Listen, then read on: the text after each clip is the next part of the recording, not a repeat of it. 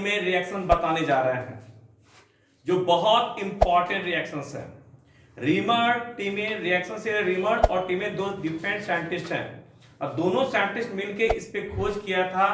और फेनोल को जब क्लोरोफॉर्म के साथ एक्वस NaOH के प्रेजेंस में रिएक्शन करते हैं तो सैलिसाइलडिहाइड बनता है। इस रिएक्शन को हम लोग रीमर टीमेन रिएक्शन कहते हैं। लेकिन जब इसकी ऑब्जेक्टिव बनाइएगा तो उसमें आपको बहुत डीपली ज्ञान रखना जरूरी पड़ जाएगा और इसी को आपको सीबीएसई या एसएससी बोर्ड में कैसे एग्जाम में पूछा जाता है इस पे भी ध्यान दीजिएगा। देखिए आपको reactions reamer Tiemann reactions start करते हैं। सबसे पहले आपको क्या लिखना होगा, फेनोल। बेंजीन पे जब OH लिखते हैं तो उसे आप लोग क्या कहते हैं, फेनोल। और इन फेनोल को किसके साथ रिएक्शन कराएं बताइए, क्लोरोफॉर्म के साथ। किसके साथ रिएक्शन करा रहे हैं, क्लोरोफॉर्म के साथ। एक्वस NaOH यानी क्लोरोफॉर्म के साथ एक्वस NaOH के साथ आप रिएक्शन कराएंगे, एक्वस NaOH। और 340 केल्विन टेम्परेचर 6 आवर तक रिएक्शन कराने से सबसे पहले यहां से आपका 3 मोल NaCl बाहर निकल जाएगा। बच गया आपके पास 3 मोल OH। इस पॉइंट पे सब्सट्रेट यदि आगा ये कुछ बैठेगा तो उस पॉइंट से H निकलेगा सर। तो 3 यहां पे आपके पास देख रहे हैं 3 OH है, जिस पॉइंट पे सब्सट्रेट निकलेगा वहां से H आएगा तो 4H2 ऑक्सीजन मिलके 2 मोल क्या निकल जाएगा बताइए, H2O। तो आपके पास ये जो ऑक्सीजन बचा और ये CH और ये ऑक्सीजन मिलके CHO जिसे आप एल्डिहाइड कहते हैं, इस सब्सट्रेट पे आके बैठ जाएगा। जैसे सर ये देखिए ये बेंजीन है और इस बेंजीन पे आपने OH लगाया, फेनोल है और फेनोल ये CHO एल्डिहाइड जोड़ देंगे तो इसका नाम हो जाएगा सैलिसाइलडिहाइड। बोलिए सैलिसाइलडिहाइड। अब बात ये उठता है कि इसका आईपीसी नेम में 1 और 2 पे OH है तो 2 हाइड्रोक्सी बेंजल्डिहाइड कह सकते हैं, या आप कंटिन्यू है लगातार है तो इसे आप क्या कह सकते हैं, ऑर्थो हाइड्रोक्सी बेंजल्डिहाइड। अब यहां पे ध्यान देने की बात है, आपने 3 मोल क्या निकाला, NaCl, 2 मोल क्या निकाला, H2O। ये सिंपल आपने रिएक्शन जान लिए कि ये रीमर टीमेन रिएक्शंस में क्या होता है। तो बोलिएगा when phenol react with chloroform in the presence of aqueous NaOH to form the salicylic this reaction is called reamer Tiemann reactions.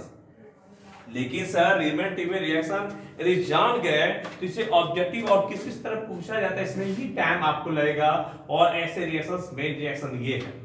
लेकिन जब आप एग्जाम में आप सीबीएसई या आईसीएसई का एग्जाम दीजिएगा तो उस समय इसी रिएक्शन को कुछ स्टेप बढ़ा के लिखना होगा। जैसे सर सबसे पहले आप क्या लिए, फेनोल। चलिए आपने फेनोल लिया, ठीक है। आप किससे रिएक्शन करा रहे हैं, क्लोरोफॉर्म, ठीक है। क्लोरोफॉर्म CaCl3 लिया, किसके प्रेजेंस में, एक्वस NaOH। आपने NaOH लिया, ठीक है। कितना टेम्परेचर, 340 केल्विन टेम्परेचर। जानते हैं यहां का ये H और ये OH मिलकर सबसे पहले क्या निकल जाएगा बताइए, तो H2O। 3 क्लोरीन में से 1 क्लोरीन यहाँ का H प्लस आयन, ये H और ये Cl मिलकर क्या निकल जाएगा सर, HCl। तो H2O बाहर निकल गया। जिस जगह आपने इस सब्सटेंट को बैठाइएगा वह सब्सटेंट के पास से H बाहर निकलेगा, ये H इस पॉइंट पे आ जाएगा तो फिर CHCl2 ही बचेगा आपके पास। ये H यहां निकाले, फिर ये H यहां शिफ्ट कर जाएगा तो CHCl2 बचेगा। और आपने क्या क्या बाहर निकाला, H2O, HCl, और आपने इस जगह पे जहां से आप H हटाएंगे वो जगह पे क्या बैठ जाएगा, Na।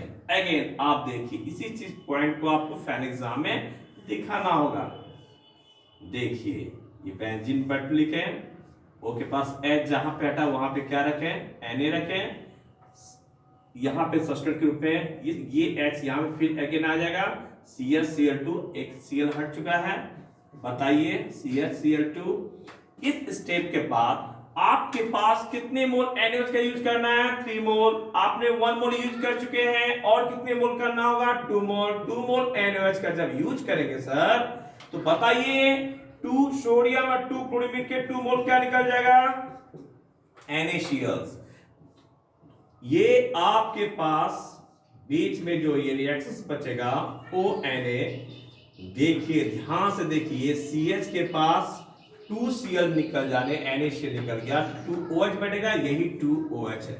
लेकिन जानते हैं एक कार्बन पे एक ही OH हो सकता है, यदि 2OH दे रहे हैं तो ये अनस्टेबल है। क्या है बोलिए, अनस्टेबल।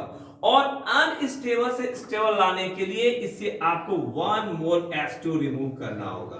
चलिए मैंने यहां से 1 मोल H2O को क्या कर दिया सर, रिमूव कर दिया, तो स्वाभाविक बात है CHO एल्डिहाइड बचा, ONA बेंजीन बनाइए, आपने यहां पे क्या लिखा, CHO एल्डिहाइड।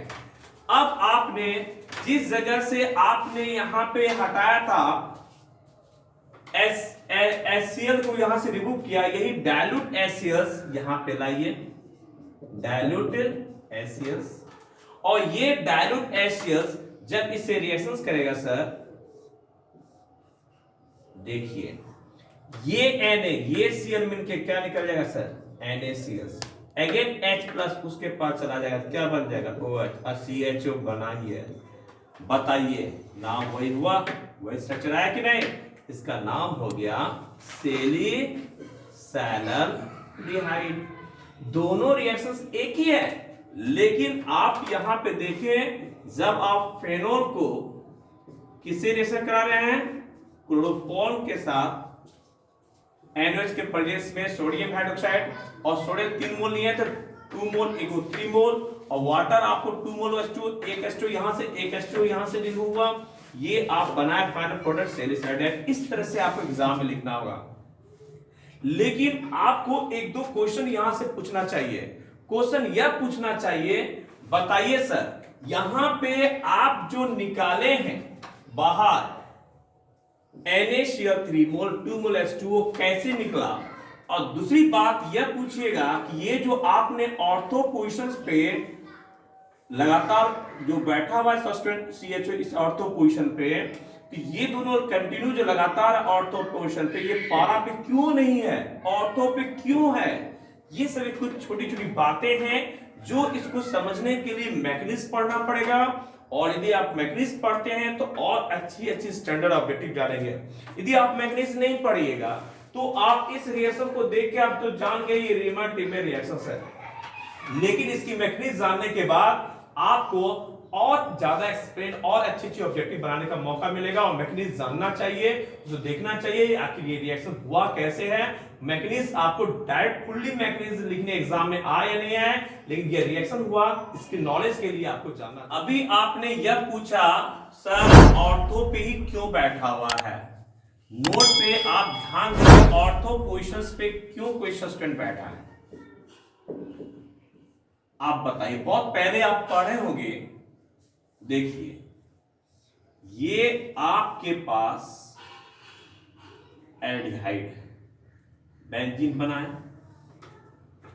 इस पे आपने OH लिखा और यहां पे आपने C≡OH एल्डिहाइड। अब बताइए सर, ये अल्कोहल एल्डिहाइड, इसका नाम तो आप जान गए सैलिसाइलडिहाइड है। अभी जस्ट पता है इसका नाम आपने क्या बताया था, सैलिसाइलडिहाइड। आपका क्वेश्चन ये है कि ऑर्थो पोजीशन पे ही क्यों है, पारा पे क्यों नहीं है। इसलिए नहीं है क्योंकि ऑर्थो पोजीशंस पे इस पे पार्शियल माइनस चार्ज, इस पे पार्शियल प्लस चार्ज, दोनों के बीच अट्रैक्शन होने से जो बॉन्ड बनता है उस बॉन्ड को हाइड्रोजन बॉन्ड कहते हैं। और यहां पे इंट्रा मॉलिक्यूलर हाइड्रोजन बॉन्ड बना। कैसा हाइड्रोजन बॉन्ड बना? इंट्रामोलकुलर हाइड्रोजन बॉन्ड जो बनता है इसके कारण ही इसकी स्टेबिलिटी बढ़ जाती है। स्टेबिलिटी बढ़ने के कारण ही ये मेजर प्रोडक्ट देता है। और आपने जाना तो आप कह सकते हैं ऑर्थो पे रहने का मेन कारण क्या है? क्योंकि इसके पास कौन बॉन्ड प्रेजेंट है? Hydrogen bond. और इस हाइड्रोजन बॉन्ड के कारण ही उस पे ऑर्थो पे पोजीशन पे बैठा हुआ है। इसी कंडीशन पे ये स्टेबल ज्यादा है। तो आपने यह देखा। दूसरी बात, आप इस बात पे यह ध्यान दीजिए कि दो वर्ड आएगा आपके पास। आप तो जानिएगा, इसमें कार्बन का एक खेल दिखाएंगे जो क्लोरोफॉर्म के कारण आता है।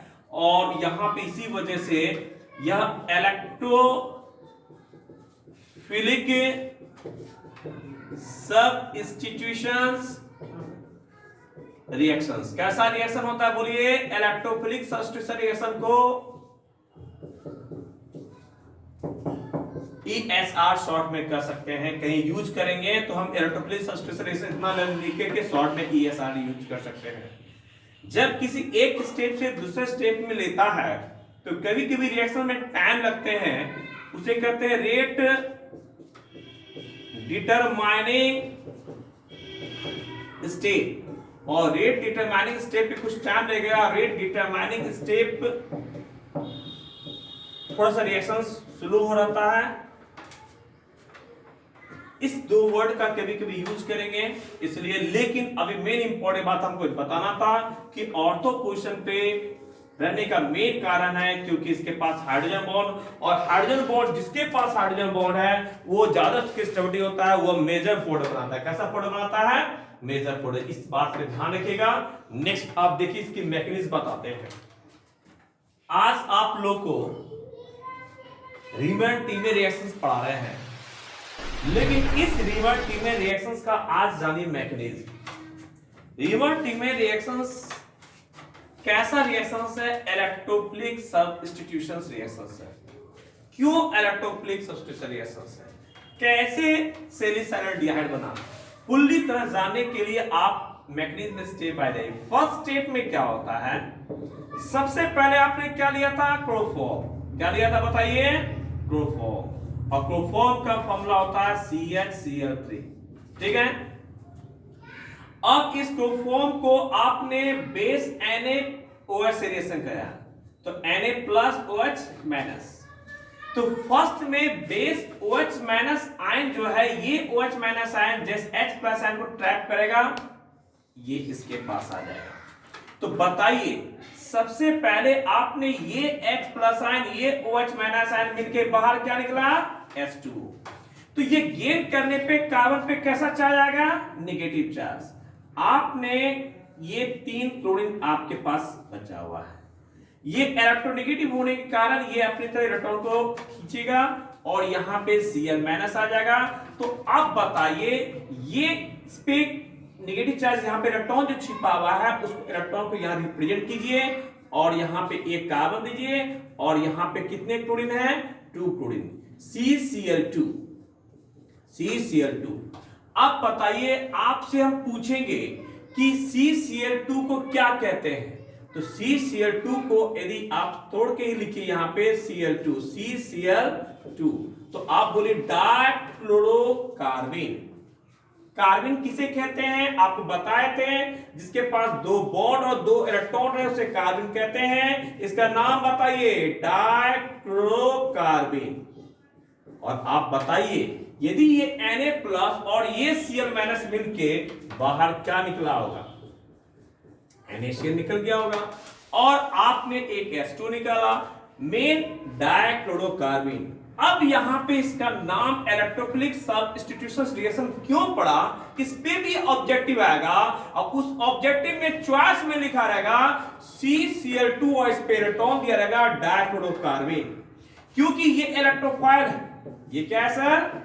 इलेक्ट्रोफाइल। और ये कैसा काम करता है? लुईस एसिड के समान। तो अब बताइए डाइक्लोरोकार्बन आपके इलेक्ट्रोफाइल का काम करेगा। फर्स्ट स्टेप में सबसे मेन रोल यही है।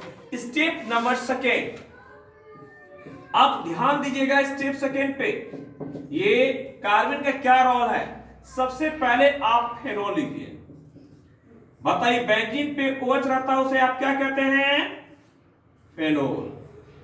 अब बताइए एक हर बच्चे को पता होगा फेनोल किस मीडियम में होता है, बोलिए एसिडिक मीडियम में। एसिडिक मीडियम में काम क्या है, डोनेट। क्या करता है डोनेट, H+ आयन प्रोटॉन।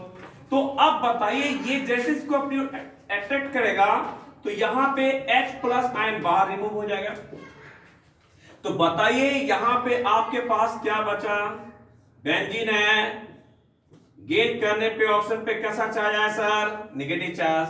इसमें आप रेजोनेंस दिखाइए, आप लोग रेजोनेंस पढ़े हैं ना, तो नेगेटिव चार्ज ज्वाला वाला काम करता है, सट्टे वाला नेगेटिव चार्ज ज्वाला वाला काम करता है। जैसे इसको डोनेट किया ये इसके पास आया, रेजोनेंस होने के बाद आपका किस फॉर्म में आ गया, ये कार्बन यहां पे ऑक्सीजन डबल बॉन्ड हो गया और ये यहां पे नेगेटिव चार्ज को न्यूक्लियोफिलिक फॉर्म में आ गया। ये एरोमेटिक कंपाउंड है, कैसा कंपाउंड है बोलिए, एरोमेटिक कंपाउंड। अब आप रिएक्शन में रिएक्शन देखिए, ये जो आप डाइक्लोरोकार्बन बनाए हैं, यही डाइक्लोरोकार्बन का मेन रोल यहां पे है। देखिए यही कार्बन, यही 2 क्लोरीन कार्बन है, ये कैसा काम करता है, बोलिए इलेक्ट्रोफाइल के समान। और ये माइनस जैसे इसको अपने तरफ ट्रैप करेगा, लुईस एसिड के समान काम करता है ये। अब बताइए जैसे ट्रैप करेगा तो इसके पास आप इसी वजह से इसका नाम पड़ गया इलेक्ट्रोफिलिक सब्स्टिट्यूशन रिएक्शन। और इस स्टेप से दूसरे स्टेप जाने में थोड़ा टाइम लगता है, स्लो रिएक्शन होता है, इसे रेट डिटरमाइनिंग स्टेप कहते हैं जो आपको बताए थे। तो इस वजह से आप बताइए किस फॉर्म में आया, ये बेंजीन है, यहां पे आपने डबल बॉन्ड O दिए हैं। जैसे यहां पे सब्सटेंस पे ये बैठेगा सर, तो बेंजीन के कॉर्नर पे एक H पहले से छिपा हुआ है कि नहीं, ये कौन है इसके पास, CCl2, यही ना है सर, CCl2।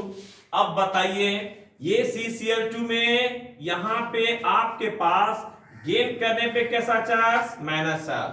इसके बाद इसका रोल देखिए, मेन रोल क्या है, ये नेगेटिव चार्ज ने H+ आयन को जैसे अपने पास ट्रैप करेगा, खींचेगा, तो जैसे ये बॉन्ड खा लेगा, इसके पास जाएगा, ये इसके पास पुनः वापस आ जाएगा। तो ये जो आप देखिए इस रिएक्शंस में आपको क्या दिखाई दे रहा है, ऑक्सीजन पे नेगेटिव चार्ज आ जाएगा, ये बेंजीन है। अब बताइए यहां पे ये बॉन्ड आया, ये H के पास चला गया, तो आपके पास CH-Cl2 हो गया, ये बेंजीन के फॉर्म में। मेन रोल ये है ना। और इस रोल बनने के बाद अब बताइए इसको आप फिर आप यूज कीजिए, 2 क्लोरीन होने के कारण कितने 2 मोल NaOH लेंगे, 2 पर सोडियम और 2 क्लोरीन मिलकर 2 मोल क्या निकल जाएगा सर, NaCl। अब बताइए इसके बाद NaCl निकलने के बाद अगेन स्टेप में ये ऑक्सीजन पे नेगेटिव चार्ज है। बताइए इस CH के पास जहां जहां से आपने Cl हटाया उस जगह पे क्या बैठ गया सर, OH। और ये कैसा है, अनस्टेबल, कैसा है, अनस्टेबल। और अनस्टेबल से स्टेबल बनने के लिए इसे क्या रिमूव होगा, यहां से H, यहां से OH मिलके क्या बाहर निकल गया, बोलिए H2O। और ये H2O बाहर निकल जाएगा, तो इस फॉर्म में आप बेंजीन पर देखिए, और इस बेंजीन पे यहां पे O पे माइनस चार्ज और यहां पे एल्डिहाइड बढ़ गया। पहले जैसे आपने H+ आयन पहले रिमूव हुआ था, वो वापस H+ आयन यहां पे वही H+ बाहर एसिडिक मीडियम प्रेजेंट था, वही H+ आयन यहां शिफ्ट कर जाएगा, आपका फाइनल आंसर बन के तैयार हो जाएगा। ये आपका बेंजीन है, यहां पे O के पास क्या आ जाएगा सर, H आ जाएगा, और यहां पे आपका बैठ जाएगा CHO, क्या बैठ जाएगा, CHO, जिसका नाम आप कहते हैं सैलिसाइलडिहाइड। ऑब्जेक्टिव में आपको पूछा जाएगा, तो आपके इलेक्ट्रोफिलिक सब्स्टिट्यूशन रिएक्शन मेन किसके कारण हुआ, डाइक्लोरोकार्बन के पास। चॉइस में ऑब्जेक्टिव देंगे और ये आपने फेनोल को कोफॉर्म के साथ एक्वस एनओएच के प्रेजेंस से रिएक्शन करने के बाद जो प्रोडक्ट बनता है सैलिसाइड्स के इंटरमीडिएट रिएक्शन बीच में कैसा, ये ऐसा चॉइस में ऑब्जेक्टिव में कंपटीशन में पूछ चुका है कई बार। यह ऐसा स्ट्रक्चर दिया रहेगा, कैसा इंटरमीडिएट पूछा है, चॉइस में रहेगा यह इंटरमीडिएट है। तो आप अच्छे एग्जाम के लिए अच्छी ऑब्जेक्टिव पढ़ने के लिए आप एक चीज को डायरेक्ट रिएक्शन जानना जरूरी नहीं है, डायरेक्ट रिएक्शन के साथ मैकेनिज्म भी जानना बहुत जरूरी है। और डायरेक्ट जानते हैं तो डेमी रिएक्शन कोई पूछेगा बता दीजिएगा डायरेक्ट, वो तो जान गया, लेकिन ऑब्जेक्टिव की कहानी घूमती रहती है। तो आपने देखा कि आपने NOH 1 NOH 2 and 3 NOH में 3 NaCl कैसे निकला, यहाँ का Na प्लस ये एक NaCl 2 NaCl 3 NaCl 2H2 आपने निकाला था ना रिएक्शन में, 2H2 कैसे निकला, एक H2 यहाँ एक H2 यहाँ, रिएक्शन सब वही है, वन स्टेप वाला रिएक्शन है, लेकिन ये रिएक्शन कैसे हुआ, इसके मैकेनिज्म क्या है, इलेक्ट्रोफिलिक सब्स्टिट्यूशन रिएक्शन है, कहाँ इंटरमीडिएट रिएक्शन कैसे बनता है, कैसे कैसे रिएक्शन करता है, इसमें स्टेबिलिटी पावर कैसी आती है, यह सब आप देखें तो जाने रीमैन-टीमर रिएक्शन का मैकेनिज्म जिसको इलेक्ट्रोफिलिक सब्स्टिट्यूशन रिएक्शन है, इसे बहुत इंपॉर्टेंट है, इस पे ध्यान दीजिएगा। रीमैन-टीमर रिएक्शंस में क्लोरोफॉर्म के जगह CCl4 जिसको कार्बन टेट्राक्लोराइड कहते हैं, पायरीन का भी यूज कर सकते हैं रीमैन-टीमर रिएक्शंस में। लेकिन पहले तो वो रिएक्शन एग्जाम में लिखिएगा ही, लेकिन ये भी रिएक्शंस आपको मिलेगा कई बार रीमैन-टीमर रिएक्शंस में ही। यदि सैलिसाइलिक एसिड बनेगा तब बनता है CCl4 is used in the place of chloroform. जिस प्लेस पे आपने क्लोरोफॉर्म का यूज किया था वहां पे CCl4 पायरीन कार्बन टेट्राक्लोराइड का यूज करेंगे, तो वह भी रीमैन-टीमर रिएक्शंस है, लेकिन उससे बनेगा सैलिसाइलिक एसिड। तो सैलिसाइलिक एसिड से ज्यादा एग्जाम में पहले यूज कीजिएगा सैलिसाइलाडिहाइड, जैसे क्वेश्चन पूछे अकॉर्डिंग टू क्वेश्चन के अनुसार जवाब दीजिएगा। नोट में देखिए, बताइए अभी हमने बताया कि बेंजीन पे OH रहता है तो उसे क्या कहते हैं, फेनोल। आपने फेनोल को किससे रिएक्शन किया, क्लोरोफॉर्म के जगह पे कार्बन टेट्राक्लोराइड पायरीन लिखे हैं, कितने मोल आपने NOH को यूज करेंगे, 4 मोल, तो 4 क्लोरीन और 4 सोडियम, तो 4 NaCl निकल जाएगा सर। 4 NaCl निकल जाने के बाद अब बताइए आपके पास OH कितने बचे, तो यहां से आपने 4 हाइड्रोजन 2 ऑक्सीजन H2 निकल गया, इस पॉइंट का एक हाइड्रोजन निकला होगा सर, इस C के साथ वो हाइड्रोजन को रखिए और आपके पास कितने ऑक्सीजन है, 2 ऑक्सीजन, तो ये कार्बन, एक कार्बन 2 ऑक्सीजन और 1 हाइड्रोजन मिलके क्या बन गया, COH। तो आप बताइए इस रिएक्शन को देख के आप बताइए क्या क्या बना। सबसे पहले बेंजीन पे आप OH रहने दीजिए, इसके बाद आपने यहां पे आपके सब्सट्रेट के रूप में क्या बढ़ेगा, COH, इसी का नाम तो अभी जस्ट हम बताएं सैलिसाइलिक एसिड, क्या बताएं, सैलिसाइलिक एसिड। तो आपने सैलिसाइलाडिहाइड पहले बनाए थे जब आपने क्लोरोफॉर्म के यूज किया था, हमने चेंज करके यहां पे पायरीन दिए जिसका नाम हो गया सैलिसाइलिक एसिड। और इन सैलिसाइलिक एसिड से बाहर क्या निकला, बोलिए 4 मोल NaCl और कितने मोल वाटर निकले हैं, यहां पे देखिए 4 हाइड्रोजन 2 ऑक्सीजन 2 मोल क्या निकला, H2। इस रिएक्शन बहुत इंपॉर्टेंट रिएक्शन से बहुत स्टैंडर्ड सा ऑब्जेक्टिव है, कितनी बार एग्जाम में आए हुए हैं सोच नहीं सकते हैं, इस पहले एग्जाम में कितनी बार आए गए हैं, अच्छे से कंपटीशन में आए हुए हैं कि फेनोल रिएक्ट विद पायरीन के साथ CCl in the presence of aqueous NOH to form the salicylic acid.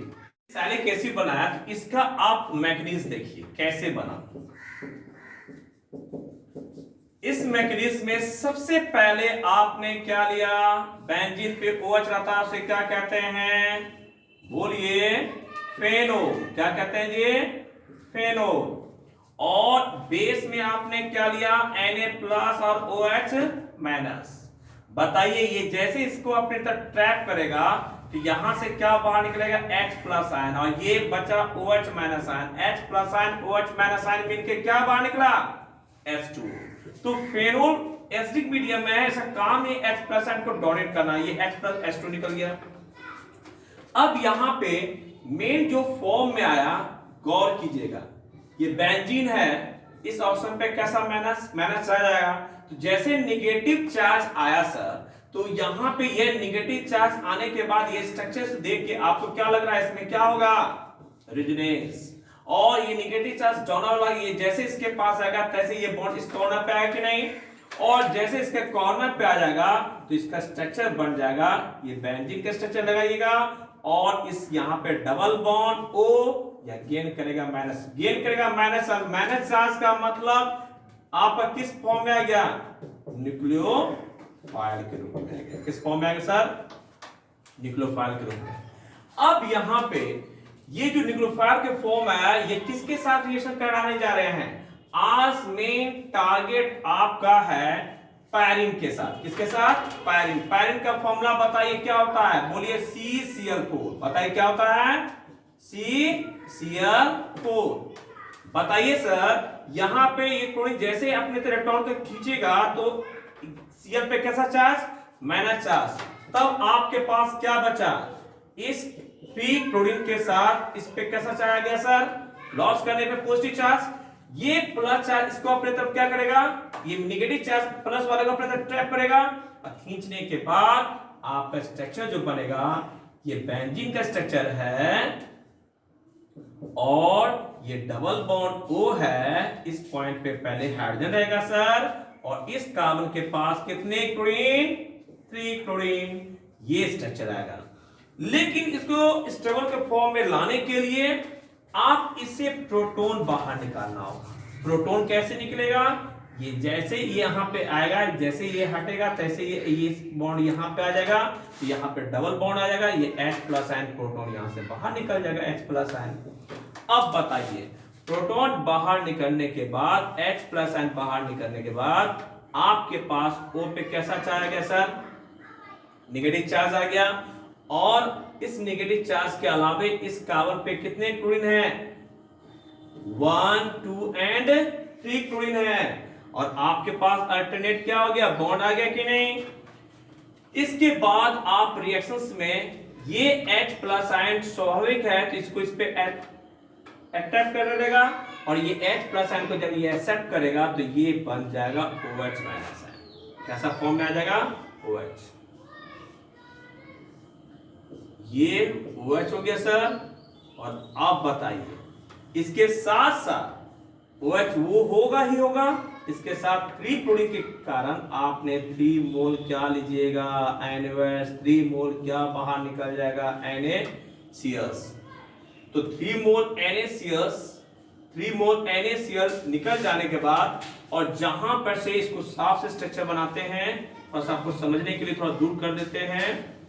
3 मोल ये OH तो रहा सर, और 3 मोल जो आपने क्लोरीन जहां से हटाया है उस जगह पे 3 मोल आपके पास 3OH 3 NaCl 3OH, और ये कैसा रहा, अनस्टेबल। अनस्टेबल से स्टेबल बनाने के लिए इसे 1 मोल क्या बाहर निकालेंगे बताइए, वाटर। जैसे आप वाटर -H2 कीजिएगा सर, तो बचा क्या आपके पास, COOH। तो आप बताइए, बेंजीन लिखिए,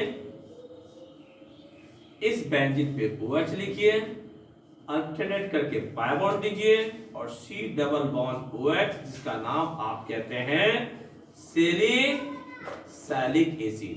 तो आपने देखा सैलिसाइलिक एसिड जो बना, सैलिसाइलिक एसिड सर, ये सैलिसाइलिक एसिड जो आप एक स्टेप में देख रहे हैं, फेनोल पायरिन से रिएक्शन किया के प्रेजेंस में, तो क्या बना, सैलिसाइलिक एसिड। देखिए ये इंटरमीडिएट में क्या बना, कैसा प्रोडक्ट, इंटरमीडिएट का प्रोडक्ट क्या है, ये फेनोल रिएक्शन किया, कितने मोल आपने NaOH, 1 NaOH और 3 NaOH, 4 NaOH का यूज किए कि नहीं। CCl4 में कितने मोल वाटर निकला, 1 वाटर यहाँ पे आप रिमूव किए, 1 वाटर यहाँ पे 2 मोल वाटर।